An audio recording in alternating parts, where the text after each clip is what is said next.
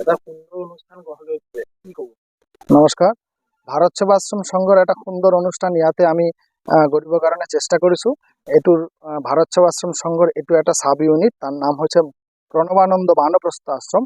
এইটো আশ্ৰমত যিবিলাক মানুহৰ আমি এতিয়া ৰাস্তা ঘাটত চাই থাকোঁ যে যিবিলাক মানুহৰ ঘৰ নাই, বাহিৰত আহি বহি আছে, মানুহৰ দেখাৰ কোনো নাই, সেইবিলাক মানুহক আনি পেলাই ইয়াতে আমি ৰখাৰ ব্যৱস্থাটো কৰিম। সেইটো বাচ্চাই হওক কিংবা বৃদ্ধই হওক, তেখেতলোকক আমি ইয়াতে আনি পেলাই ইয়াতে থকাৰ ব্যৱস্থা, সুস্বাস্থ্যৰ কামনা কৰি তেখেতৰ ডক্টৰৰ ব্যৱস্থা, সেইটো ব্যৱস্থাৰ কাৰণে আমি ইয়াতে গোটেই পৰিকল্পনাটো ইয়াতে আমি কৰিবলৈ আগবঢ়াইছোঁ, মানে কৰিব চিন্তা ভাৱনা কৰিছোঁ।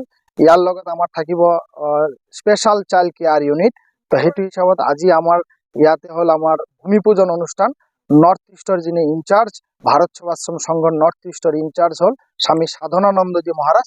তেখেত আহি পাবহি অলপ সময় পাবহি। তো সেইটো হিচাপত সকলোক আমি ক'ম যে এইটো অনুষ্ঠানত আপোনালোকে যোগদান কৰক, আপোনালোকে যোগদান কৰি আমাৰ লগত যুক্ত হওক আৰু সহায় সহযোগিতাৰ আগটো বঢ়াই দিয়ক।